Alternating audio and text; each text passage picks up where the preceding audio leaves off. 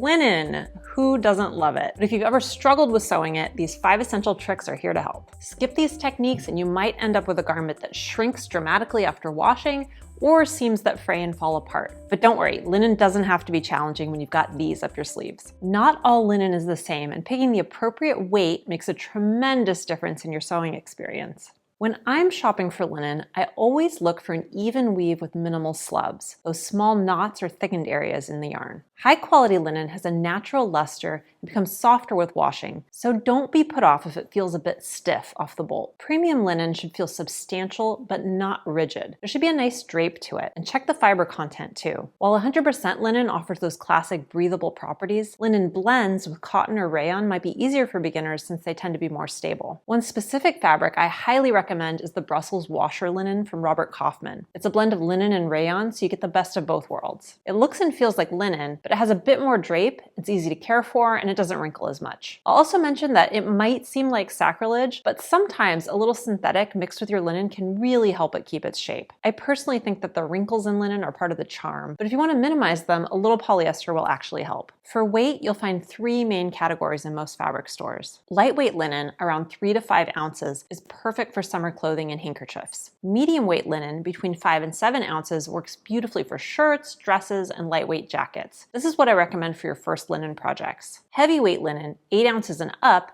is ideal for tailored jackets, pants, and home decor. If all those numbers are hard to keep track of, don't worry. We'll put together a quick little linen cheat sheet for you, and you can find a link to get that in the description. One other thing I've noticed in recent years is how linen works incredibly well with digital printing methods. You'll find some stunning prints on linen these days, including complex florals and novelty prints that would have been impossible to create with traditional methods. You can even experiment with printing your own designs using services like Spoonflower, which opens up endless possibilities. This step is absolutely non-negotiable with linen. I learned this lesson the hard way when I bought a handmade linen dress on Etsy years ago that hadn't had proper pre-treatment. It shrunk dramatically after the first wash and it ended up way too short. So here's what I do. First, iron the fabric with a dry iron on the hottest setting. Then pre-wash the fabric in hot water and tumble dry on high heat. These tips came from Sandra Betzina and they really work to pre-shrink. This matters because linen can shrink up to 10% in the first washing. That's several inches on a garment. For that reason, you may want to buy an extra 10% of yardage, knowing how much it might shrink. If you're unsure about the shrinkage rate, test a small swatch first. I found that different qualities of linen can shrink quite differently, so this test is really worth the small amount of fabric it uses. The hand or feel of linen also changes dramatically after washing, becoming softer and a lot more pliable. Multiple washes reveal how the fabric will behave in real life and help develop that characteristic softness and drape that makes linen so appealing. Now let's talk about cutting. Linen's tendency to shift and fray requires strategic handling during preparation. I found that using a rotary cutter and a mat gives you much cleaner edges than scissors.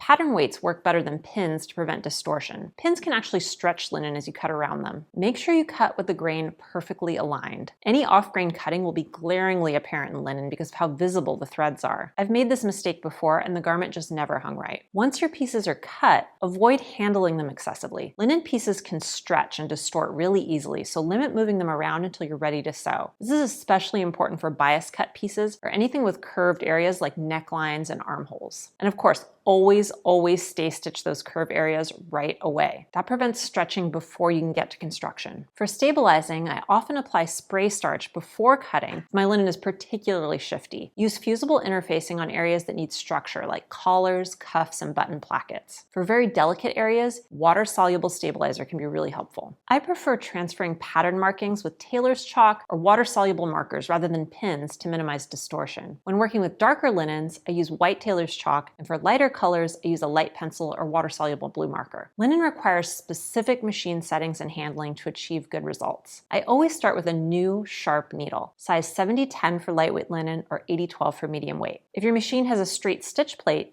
use it for precision stitching since it helps prevent the fabric from being pulled down into the machine. Lengthen your stitch slightly to 2.5 to 3 millimeters to prevent puckering. If your machine allows it, reduce the presser foot tension. This helps prevent the linen from stretching as it feeds through. For seam finishes, linen loves French seams, which both look beautiful and they contain fraying. Flat-felled seams provide durability for heavyweight linens. Serged edges work well, but they may show through in lightweight varieties, so just be cautious there. For a luxurious interior finish, I love a Hong Kong finish with bias tape, especially in contrasting colors. Pressing is where you can really transform your linen project. Press seams as you go. Linen responds dramatically to pressing. Use a pressing cloth to prevent shine on darker linens. Apply steam liberally, but allow the fabric to cool before moving it. I like to lightly spray linen with clean water from a mister bottle to achieve crisp pressing results without shine. A wooden clapper used after pressing helps set the creases beautifully. One crucial tip I've learned over the years: let garments hang for 24 to 48 hours before measuring and finishing hems. Linen has a tendency to drop or stretch slightly with gravity, and this hanging time accommodates that natural behavior before you commit to a hem length. Working with linen's natural properties rather than fighting against them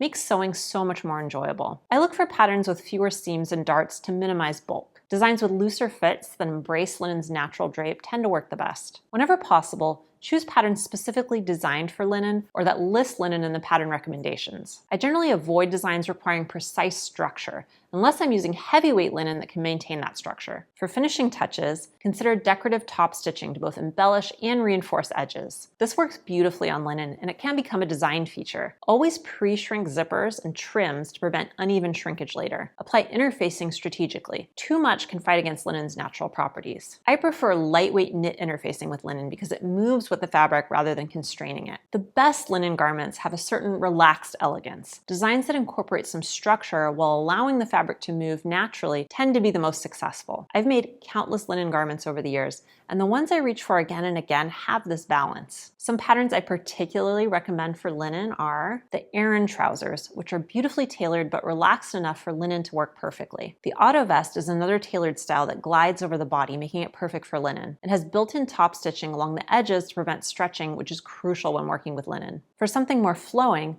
the mica dress is a caftan-style design that's long and loose, feeling light and super breathable in linen. I've made it in a lightweight linen with a delicate grid pattern, and it gets compliments every time I wear it. Plus, it's one of the lightest, breeziest things I own for summer. Jumpsuits like Sky are also a really fun choice for linen. I've made this one in a rust-colored medium to heavyweight linen that has a nice heft to it. If you're thinking about fabrics for warm weather projects, there's another fabric you should absolutely consider learning about next. Watch this video to learn all about it and see how I use it in my own projects.